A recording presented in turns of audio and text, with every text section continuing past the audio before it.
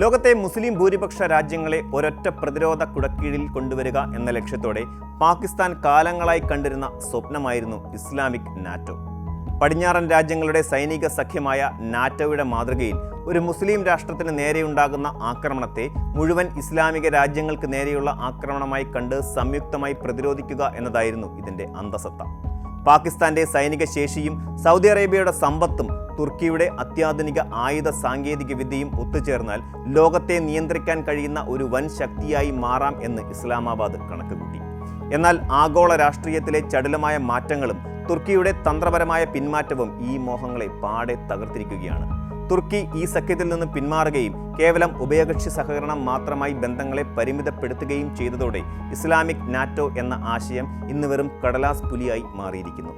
തുർക്കിയുടെ ഈ പിന്മാറ്റം കേവലം ഒരു നയതന്ത്ര തീരുമാനം മാത്രമല്ല, മറിച്ച് നിലവിലെ ലോകക്രമത്തിൽ പാകിസ്ഥാൻ നേരിടുന്ന പരാജയങ്ങളുടെ സാക്ഷ്യപത്രം കൂടിയാണ്. CNN ഉൾപ്പെടെയുള്ള അന്താരാഷ്ട്ര മാധ്യമങ്ങൾ റിപ്പോർട്ട് ചെയ്യുന്നതനുസരിച്ച് പാകിസ്ഥാനുമായും സൗദി അറേബ്യയുമായും ചേർന്നുള്ള ഒരു ബഹുമുഖ പ്രതിരോധ സഖ്യത്തിന്റെ ഭാഗമാകാൻ അങ്കാറയ്ക്ക് ഒട്ടും താല്പര്യമില്ല. തുർക്കിയുടെ രാഷ്ട്രീയ സൈനിക നേതൃത്വം വളരെ വ്യക്തമായ ഭാഷയിൽ തന്നെ തങ്ങളുടെ വിയോജിപ്പ് പ്രകടിപ്പിച്ചിട്ടുണ്ട്. പാകിസ്ഥാനുമായി തങ്ങൾക്ക് പ്രതിരോധ സഹകരണം ഉണ്ടെന്നത് വാസ്തവമാണെങ്കിലും അതൊരു കൂട്ടായ സുരക്ഷാ സംവിധാനമല്ലെന്നും മറിച്ച് സാധാരണ നിലയിലുള്ള ഉഭയകക്ഷി ബന്ധം മാത്രമാണെന്നുമാണ് തുർക്കി ഉദ്യോഗസ്ഥർ അടിവരയിട്ട് പറയുന്നത്. ഒരു രാജ്യത്തിന്റെ സുരക്ഷാ ഭാരം ഏറ്റെടുക്കാൻ തുർക്കി തയ്യാറല്ല എന്ന സന്ദേശമാണ് ഇതിലൂടെ പുറത്തു വരുന്നത്.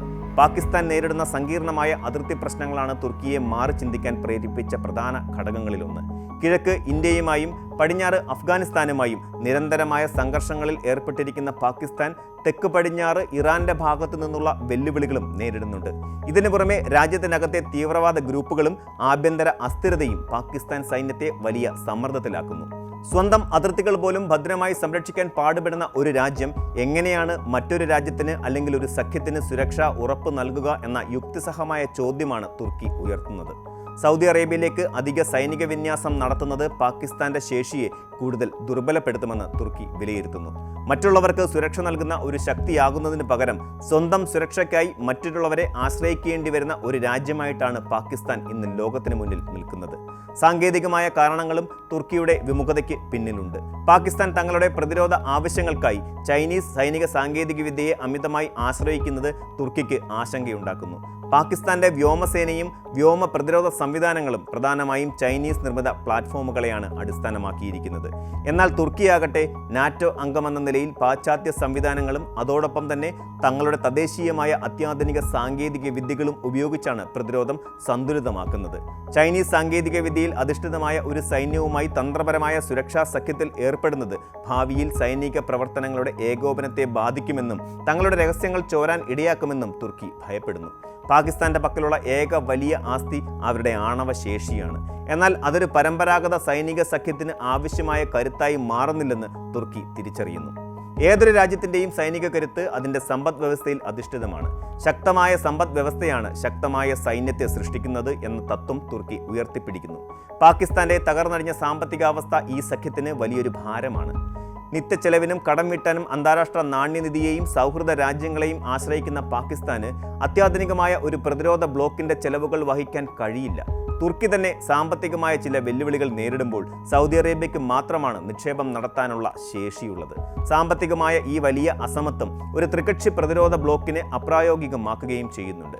തുല്യമായ സാമ്പത്തിക ശേഷിയില്ലാത്ത പങ്കാളികൾ തമ്മിലുള്ള സഖ്യം പരാജയപ്പെടാൻ സാധ്യതയുണ്ടെന്ന് തുർക്കി വ്യക്തമാക്കുന്നു.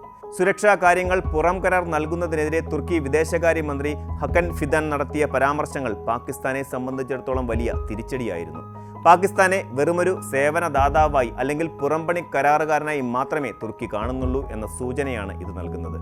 തുർക്കി chief of general staff Selcuk Bayraktaroglu അടുത്തിടെ Pakistan army chief general Asim മുനീറുമായി നടത്തിയ കൂടിക്കാഴ്ചയിലും ഈ കർശന നിലപാട് ആവർത്തിക്കപ്പെട്ടു. പരിശീലനവും ആയുധ വിൽപ്പനയും തുടരുമെങ്കിലും ഒരു സംയുക്ത സുരക്ഷാ സഖ്യത്തെക്കുറിച്ച് ചർച്ച ചെയ്യാൻ പോലും തുർക്കി തയ്യാറല്ല എന്നത് ശ്രദ്ധേയമാണ്. ഇതിനെല്ലാം പുറമെ ഏഷ്യയിലെയും മിഡിൽ ഈസ്റ്റിലെയും മാറുന്ന അധികാര സമവാക്യങ്ങൾ തുർക്കിയെയും മറ്റ് രാജ്യങ്ങളെയും പുനർചിന്തയ്ക്ക് പ്രേരിപ്പിക്കുന്നുമുണ്ട്. India, United Arab Emirates, Israel എന്നിവർ ചേർന്ന് രൂപീകരിക്കുന്ന പുതിയ സുരക്ഷാ സാമ്പത്തിക കൂട്ടുകെട്ടുകൾ മേഖലയിലെ ശക്തി സന്തുലിതാവസ്ഥയെ മാറ്റിമറിച്ചിരിക്കുന്നു. പാകിസ്ഥാന്റെ മഹത്തായ ഇസ്ലാമിക് ബ്ലോക്ക് എന്ന സ്വപ്നം ഈ യാഥാർത്ഥ്യത്തിന് മുന്നിൽ ഒറ്റപ്പെട്ടുപോയി. അടുത്തിടെ UAE പ്രസിഡന്റ് ഇന്ത്യ സന്ദർശിച്ചതും പ്രധാനമന്ത്രി നരേന്ദ്രമോദി നേരിട്ട് സ്വീകരിച്ചതും വെറും 2 മണിക്കൂറിനുള്ളിൽ നിർണായക കരാറുകളിൽ ഒപ്പിട്ട് മടങ്ങിയതും തുർക്കി ഉൾപ്പെടെയുള്ള രാജ്യങ്ങൾ ഗൗരവത്തോടെയാണ് വീക്ഷിക്കുന്നത്. ഇന്ത്യയുടെ വർദ്ധിച്ചുവരുന്ന ആഗോള സ്വാധീനവും അറബ് രാജ്യങ്ങളുമായുള്ള ഇന്ത്യയുടെ ദൃഢമായ ബന്ധവും തങ്ങളുടെ താൽപ്പര്യങ്ങൾക്ക് വിരുദ്ധമായി പ്രവർത്തിക്കില്ലെന്ന് ഉറപ്പാക്കാൻ തുർക്കി ആഗ്രഹിക്കുന്നു. പാകിസ്ഥാൻ വിഭാവനം ചെയ്ത ഇസ്ലാമിക് നാറ്റോയുടെ തകർച്ച വലിയൊരു പാഠമാണ് നൽകുന്നത്. മതം അല്ലെങ്കിൽ വികാരം അടിസ്ഥാനമാക്കി കെട്ടിപ്പടുക്കുന്ന സഖ്യങ്ങൾ പ്രായോഗികമായ സാമ്പത്തിക സൈനിക അടിത്തറയില്ലെങ്കിൽ നിലനിൽക്കില്ലെന്ന് ഇത് തെളിയിക്കുന്നു. പാകിസ്ഥാൻ തന്ത്രങ്ങൾ മെനയുമ്പോൾ ഇന്ത്യയുടെ നയതന്ത്ര നീക്കങ്ങൾ അവയേക്കാൾ വേഗത്തിൽ ലക്ഷ്യത്തിലെത്തുന്നു എന്നതാണ് വാസ്തവം. തുർക്കിയുടെ വ്യക്തമായ ഇല്ല എന്ന മറുപടി പാകിസ്ഥാന്റെ ദീർഘകാല മോഹങ്ങൾക്ക് അന്ത്യം കുറിച്ചിരിക്കുന്നു. ലോകം ഇന്ന് കണക്കിലെടുക്കുന്നത് സാമ്പത്തിക ഭദ്രതയും സ്വയം പര്യാപ്തതയുമാണ്, അല്ലാതെ പൊള്ളയായ അവകാശവാദങ്ങളല്ല. ഈ യാഥാർത്ഥ്യം തിരിച്ചറിയാത്തതാണ് പാകിസ്ഥാന്റെ പരാജയത്തിന് കാരണം. ഇസ്ലാമിക് നാറ്റോ എന്ന സ്വപ്നം അവസാനിച്ചതോടെ പാകിസ്ഥാൻ കൂടുതൽ ഒറ്റപ്പെടലിലേക്കും ആഭ്യന്തര തകർച്ചയിലേക്കും നീങ്ങുമോ എന്നതാണ് ഇനി കണ്ടറിയേണ്ടത്. ഇന്ത്യയുടെ തന്ത്രപരമായ നയതന്ത്രം ആഗോളതലത്തിൽ കൂടുതൽ സ്വീകാര്യത നേടുമ്പോൾ അയൽപക്കത്തെ ശത്രുതയേക്കാൾ സഹകരണമാണ് അഭികാമ്യം എന്ന് പാകിസ്ഥാൻ എന്നാണ് തിരിച്ചറിയുക? കൂടുതൽ വാർത്തകൾക്ക് news 18 Keralam YouTube channel subscribe ചെയ്യുക.